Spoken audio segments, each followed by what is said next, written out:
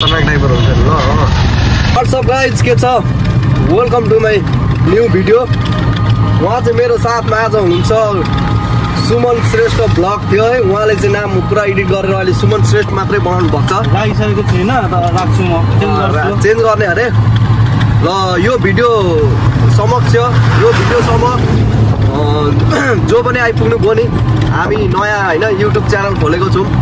सबैले सपोर्ट गरिदिनु होला, सब्सक्राइब गरिदिनु होला, लाइक गरिदिनु होला। हामी प्रोफेसनल ब्लगर त होइन रहे पनि अब होइन यसो ब्लग बनाउने क्रम जारी नै छ। जे जस्तो भए पनि अब अहिले त नआउला तर बनाउँदै गएपछि कामले काम सिकाउने हो होइन, त्यस्तै त्यस्तै हो। र आज चाहिँ अब यस्तै त्यस्तै भएर काम पानीको कारणले गर्दा हिजो अस्ति पानी परेको थियो र काम नभएर चाहिँ म घर फर्किरहेको अवस्था थियो। हाम्रो यता साथी सुमन श्रेष्ठले चाहिँ फोन गरेर ल आज अब गइदिउँ न त्यहाँ माथितिर बुढीतिर भन्ने खालको कुरो भएर चाहिँ टक्का हामी लाग्यो है।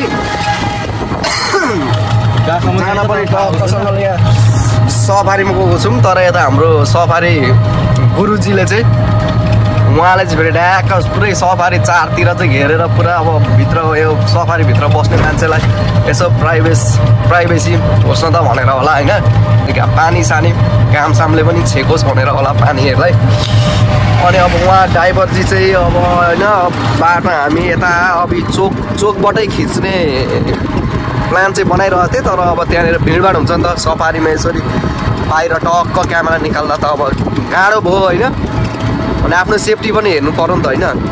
अनि ज्यानभन्दा ठुलो त केही पनि होइन। र हाम्रो जाने क्रम जारी नै रहेछ। अघि नै हजुरहरूलाई भनिसकेँ कि म एकदम प्रोफेसनल ब्लगर होइन होइन। यसो भर्खर ब्लग बनाउने कोसिसमा हो, ब्लग बनाउँदै गर्दै गर्दाको अवस्था हो होइन। र मैले एकदम सफारी ड्राइभरलाई पनि मैले एकदम देखाउन चाहिँ एकदम खोजिरहेको छु होइन। बाटोको अवस्था यस्तो छ। र हाम्रो सफारी गुरुजी चाहिँ हुनुहुन्छ यता ल ढ्याक्डु घेलो गरिदिउँ ल हुन्छ होइन।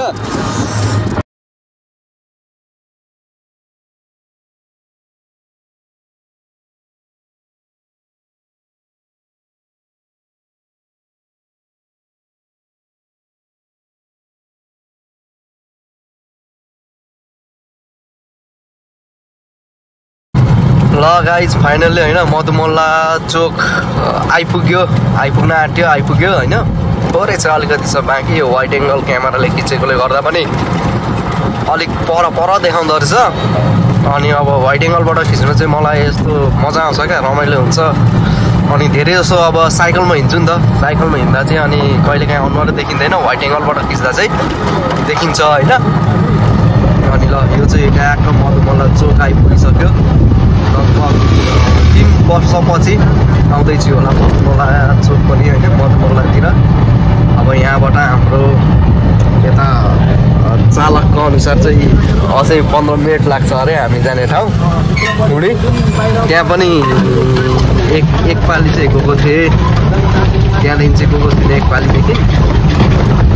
त्यही हो अब चार्ज पनि दुईवटा धर्छ जस्तो त देख्छु। भरे ठेलठाल त पार्नु पर्दैन नि, पर्दैन होला जाँदा ओह्रालो पर्छ नि त। बिस्तारै सानो पारेर खतरनाक ड्राइभर हुन्छ नि ल। बिस्तारै आफ्नो पनि ज्यान जोगाउँ अरूको पनि जोगाउँ होइन।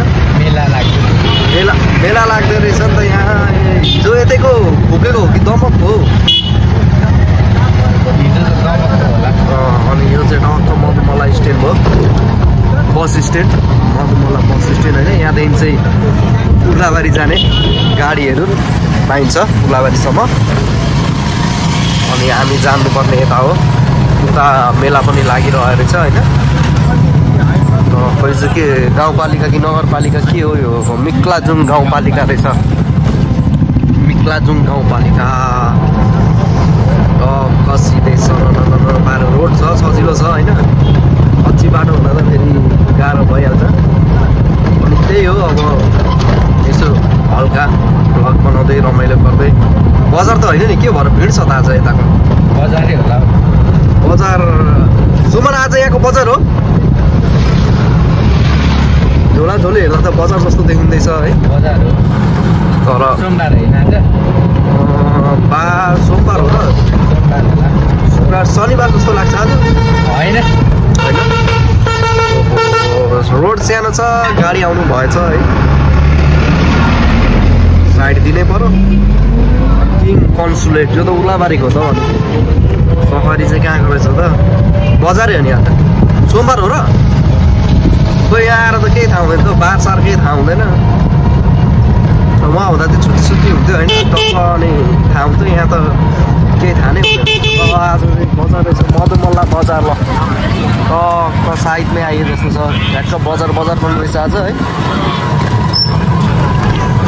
ल मधुमल्ला ड्याङ्ग पारेर है मधुमल्लाको जङ्गल पनि आयो आफू साइकलमा हिँड्दै भ्लग बनाउनु पर्छ यहाँ बाइक यसरी राख्दैछ झुन्डाएर नि हुन्छ त नि फेरिको साथीहरूले यहाँ फोटो खिच्ने भन्दैछन् म भिडियो बनाइदिन्छु भिडियोबाट ड्याङ ड्याङ ड्याङ ठ्याक ठ्याक ठ्याक भरै चाहिँ टक्क उयो गरिदिने होइन लामो सुमन सर ट्याक ओर्लिसक्नु भइसक्यो भिडियो होइन फोटो खिच्ने भन्दै हुन्छ उहाँले होइन कुन खालको फोटो भन्ने कुरो चाहिँ अब दामी होइन दामी तरिकाले खत्रै वाट्सएप गाइज खत्रै फोटो खिचिदिन्छु म ल गाइज फाइनल्ली फोटो सोटो पनि खिच्यो यो जङ्गलमा बाटो एकदम खतरा रहेछ है अब हामी यहाँ चाहिँ अलिकति ओर्लिनु पर्छ जस्तो लाग्दैछ ठेल्नु त पर्दैन नि ल त्यसो भए अब ओर्लिनै पर्यो अब तेलबाट कुद्ने गुड्ने भयो त सना पारेर जाँदा हुन्थ्यो है मेरो सिकर सुज चाहिँ भित्छ कि जस्तो लाग्दैछ सफारी गइसकिसक्यो अलिक उकालो रहेछ अब ठ्याक्क यो कट्ने बित्तिकै गाउँ आउँछ जस्तो लागिरहेछ किनकि धेरै पछि आएको यहाँ पनि होइन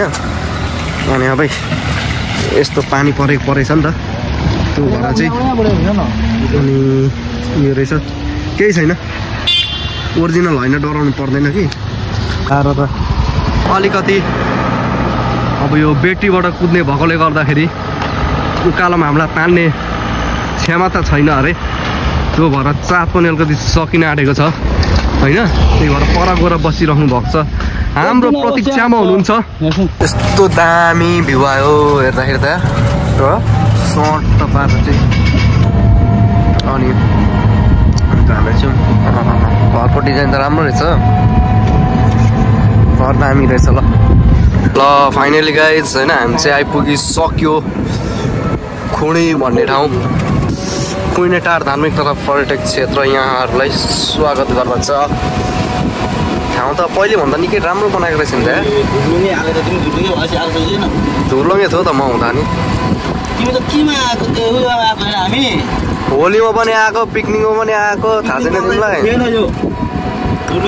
मामा तिमी म बसेर टक्क अनि हो र यो खासमा चाहिँ के भएर त्यो प्रसिद्ध भएको रहेछ त होइन यो अलि टाढा अलि चिसो ठाउँ भएर टक्क बस के गयो बोर्डिङको बस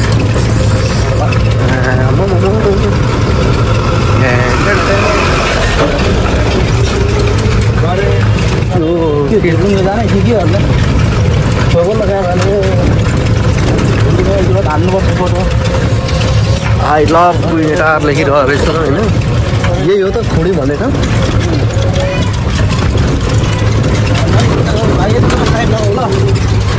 यहाँ त यसो विचार गर्दा त नि खोइ के छ त नि घुम्ने ठाउँ चाहिँ खोला नाला जोतमा ल्यायो यार यो सुमनले ठ्याक तेरिका यही मान्छे यस्तो मलाई चाहिँ यस्तो ठाउँमा ल्याउने गाइस के छ यहाँ ल हेरौँ त घुम्ने ठाउँ यो झोर्लुङे त पहिले अरू ठाउँमा देखेकै हो होइन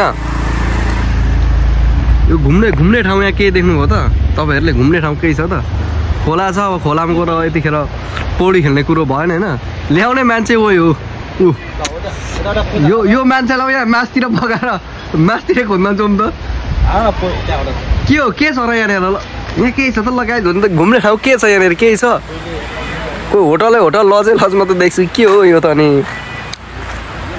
दामी छ होला भनेको पहिले आउँदा जस्तो थियो त्यस्तै नै रहेछ होइन पहिले आउँदा जस्तो थियो अहिले पनि त्यस्तै नै रहेछ हल्का यो निर्माणको कामहरू भएको रहेछ यो झोर्लुङ्गे थियो क्या तिमी छैन भन्छौ यार भिड छैन भनिदिने तिमी यो मान्छेलाई के गरौँ गाइज भन्नु त उहाँ दिदीको पूजामा जानुपर्ने होइन यहाँनिर आउँदा यही मान्छे हो मलाई ऊ यहाँ पर त्यो ठ्याक्क त्यो खोलाबाट बोक्ने होइन त्यो उयसमा के भन्छ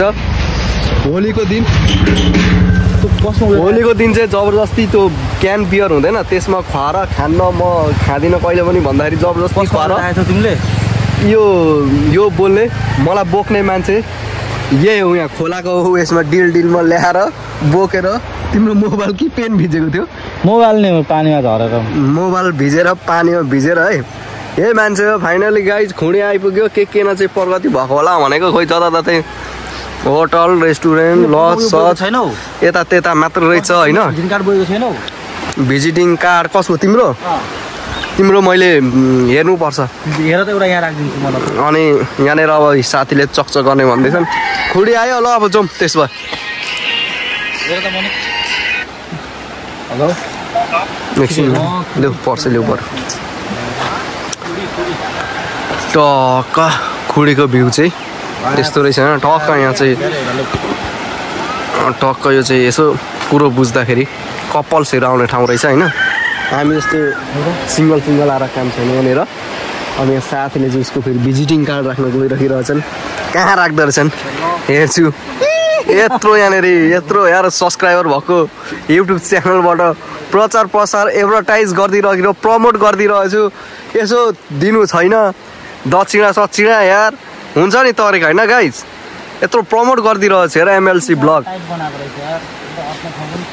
ल गाइज यति भन्दै होइन ठ्याक्क खुडी पनि आइपुगिसक्यो होइन अब अरू के भन्नु अब भ्यू हेर्दा त्यस्तो खासै राम्रो छैन यो एउटा झ्यास परेको चाहिँ झोर्लुङ्गे पुल रहेछ होइन त्यसपछि भ्यू चाहिँ यस्तो छ यो यसो कुरो बुझ्दाखेरि यहाँनिर घुम्ने ठाउँ चाहिँ केही पनि छैन यसो होटल रेस्टुरेन्टहरू यता त्यता रहेछ यहाँ चाहिँ सिङ्गल भन्दा नि मिङ्गल भएर चाहिँ आउनुपर्ने खालको ठाउँ रहेछ होइन टक्क बाइक आयो उताबाट अब यहाँ चेप्टिने हो कि फेरि र साइड लाग है